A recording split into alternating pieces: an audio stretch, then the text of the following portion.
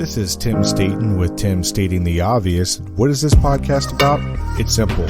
You are entitled to great leadership everywhere you go, whether it's to church, whether it's to work, whether it's at your house, you are entitled to great leadership. And so in this podcast, we take leadership principles and theories and turn them into everyday, relatable, and usable advice. And a quick disclaimer. This show, process, or service by trademark manufacturer, or otherwise does not necessarily constitute an implied endorsement of anyone that I am employed by or favors them in representation. The views are expressed here in my show are my own expressed and do not necessarily state or reflect those of any employer. Hey, and welcome back to another episode. In the last episode, we talked about trends of trust when it comes to leadership and management in the workforce.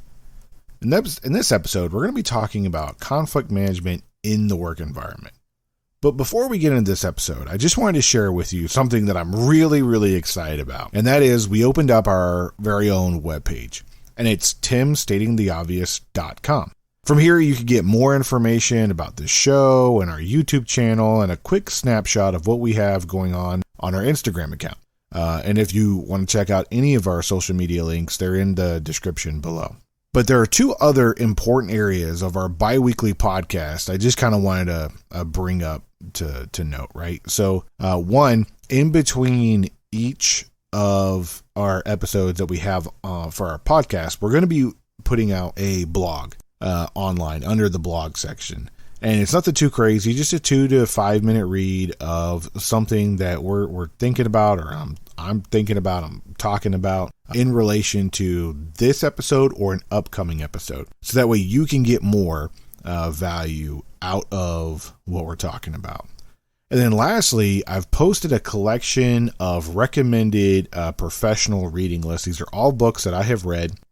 And I'm still going through and I'm adding the books that I have read that I think are really good for young professionals, mid-careerist professionals, and even senior professionals who just kind of need to brush up on some theory and some content. And they're really good books. So I've posted them on there for you to take a look at so you can see what the book looks like. You can get a quick synopsis of the book, what's the book's about. And then if you want to buy the book, there's a link where you can click it and it'll take you to Amazon and you can use our promo code already from that link in there, and then you can go ahead and buy the book directly from Amazon. So that list is growing. I try to update the website every 2 weeks to make sure it's current and relevant.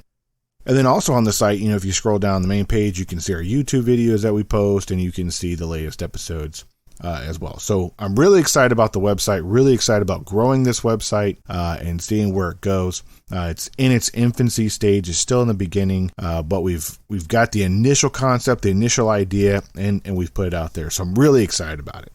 Also, from that website, if you want to contact me and you want to send me an email or a note, or you want to call and maybe you have a topic for the show or an idea for the show, maybe you want to be on the show and say, hey, I'm a business professional, I would like to be on your show. Hey, I would love to host you. I had a great time talking to Doug in 2 episodes back, and it was great. So if that sounds like you and fits your wheelhouse and your boat, hit me up and we'll have a conversation and we'll chat. All right. So in this episode, we're going to be talking about crisis management and conflict management in a work environment. And so it's really important to kind of understand that, one, no matter how good of a leader you are, no matter what you're doing or where you're at, anytime you have 2 people or more, you are bound to have conflict. And I've said this before, and I'll say this many times. Healthy conflict is good conflict to have. So it's okay to have disagreements. It's okay to have differences of opinion, and you're going to have some healthy level of conflict, but it needs to come from a professional place. The moment that you feel an internal emotional imbalance of turning to anger because of something that's happening in the workplace, you need to kind of come to a conclusion of, is that about me, or is it about somebody or something else that is making me have this response? And oftentimes you can have a disagreement with somebody. You don't even have to like everybody that you work with, but you need to find a common level of professional agreement to get along. And sometimes, things end up in a blow up in the workplace and people don't get along, and sometimes they do and they figure it out. So in this episode, we're going to be talking about ways to do kind of conflict management in relationship to crisis management and how those two can kind of work hand in hand together. And if some of you out there are like, well, this is a leadership, podcast, why are we talking about, conflict management? Well, because as leaders, you will be dealing with conflict all the time. You'll be resolving conflict all the time. You'll be working through conflict. And the goal is to help mitigate the emotional responses that people have and from taking it personally into doing it professionally. Another phrase out there is, well, don't take anything personal because nothing's personal. It's all professional. Well, if your livelihood is attached to something that you're doing professional and then all of a sudden it's taken away because of a conflict in the workplace, and that's very personal, right? It's hard not to take that personal. We kind of need to check our emotional intelligence on things too, right? Because oftentimes somebody's response to something is more about that person and what they have going on internally than it is about you. And sometimes it is about you.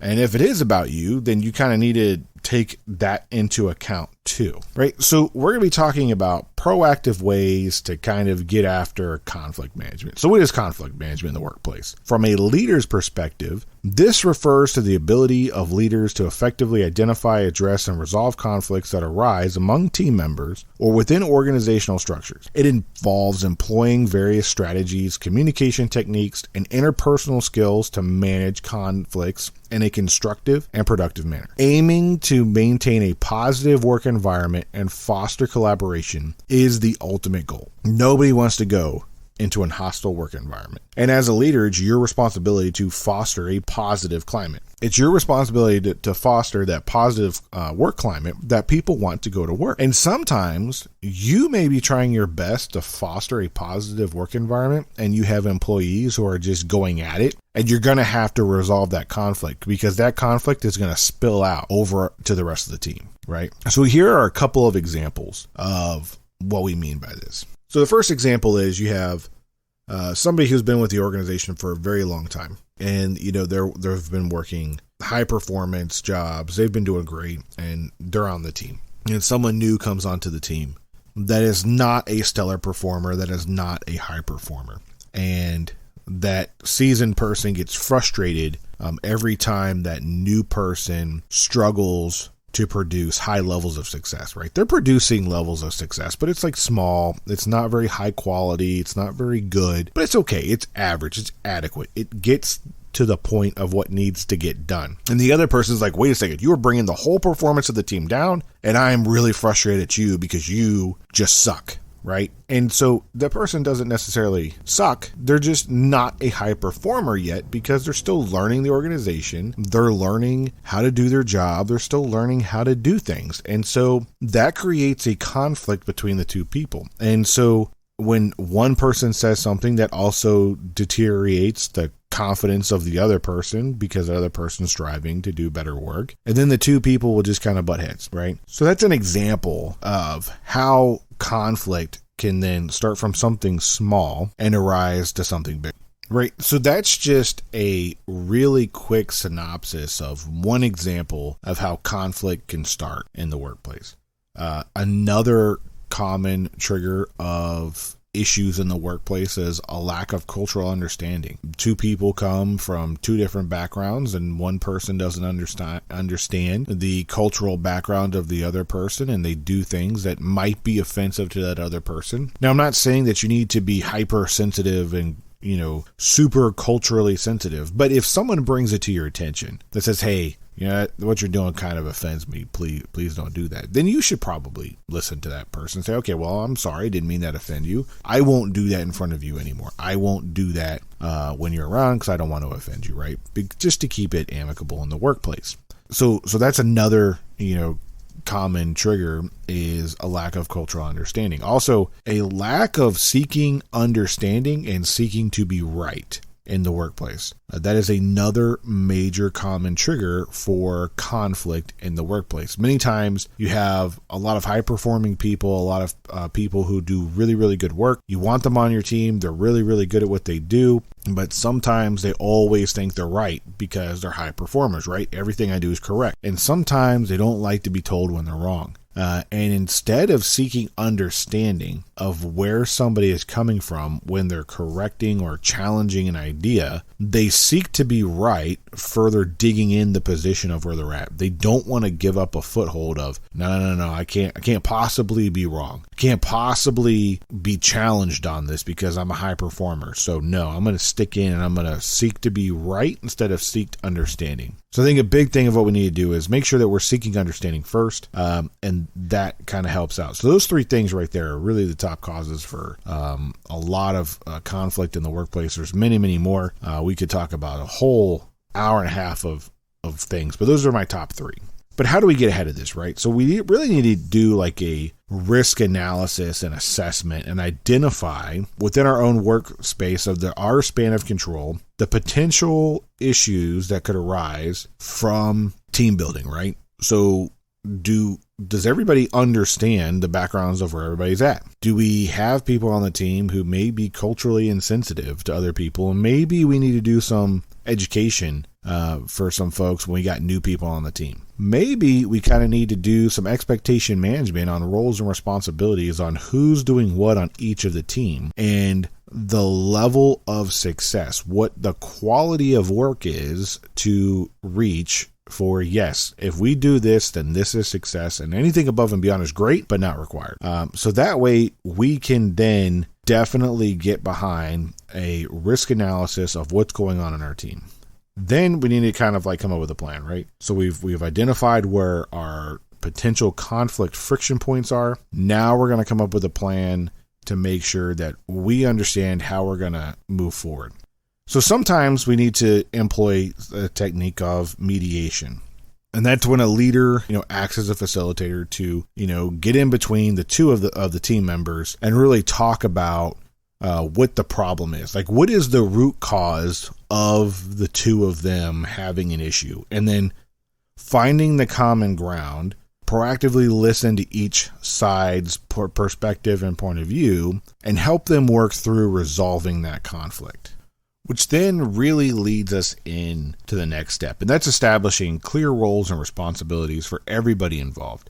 This is very, very simple and very easy, although we kind of overcomplicate everything in this situation. I think often gets overlooked, right?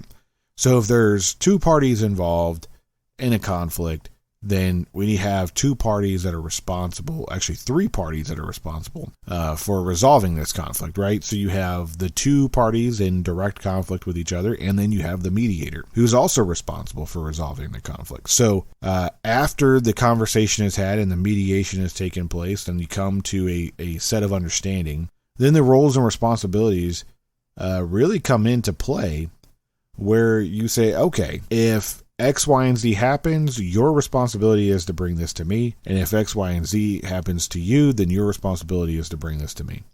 And so therefore it keeps the two of them and their lack of emotional intelligence until they can grow and get better at that as they build the team together and gain more confidence and trust in each other.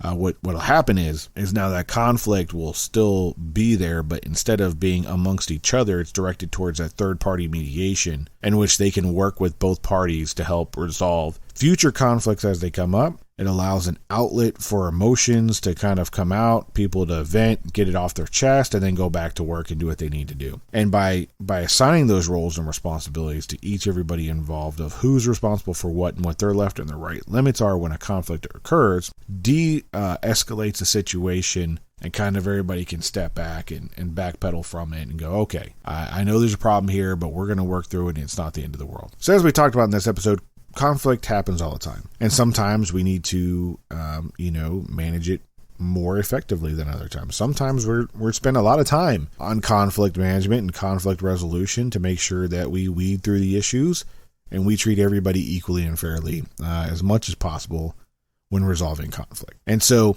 if you take some of these steps by making sure, one, we identify the potential friction points and areas of which we could have conflict in our teams, we develop a clear plan of how we're going to mitigate conflict before it comes up in a negative way, and we encourage healthy, positive conflict, and then set up some form of redress if one party feels wronged versus the other party feeling wrong, and come up with that outlet to de-escalate emotions and tensions in the work environment, so then that way people aren't at odds with each other, and then they can direct that towards a third party person, so that way they can say, hey, this is not my responsibility. I've got my role and responsibility. I'm taking it to you. I need you to do something about it. And then that third party person can then fulfill their portion with the other people. And then, we're de-escalating tensions in the workplace and fostering a better positive environment for people to work in. Because ultimately, we want to create environments where everybody wants to come to work, where everybody wants to do the best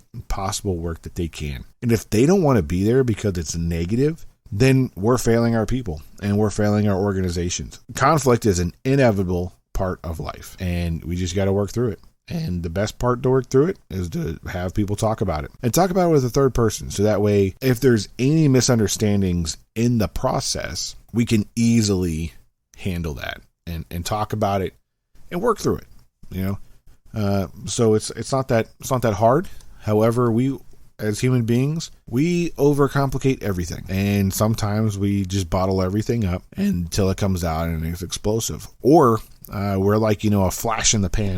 Something hits and we get frustrated and we just blow up right then and there, and the fire comes out, and then everyone gets burned around, and then there's cleanup afterwards, which is more costly in the long run to do aftermath cleanup than proactive conflict management throughout your team. So if you don't think about conflict management as you're building your teams and as you're working through things and then how to mitigate issues along the way, knowing that they're going to happen, you're going to end up spending more time on cleanup and aftermath than you will actually solving the actual problem itself. Those are just my 2 cents on the topic of conflict management.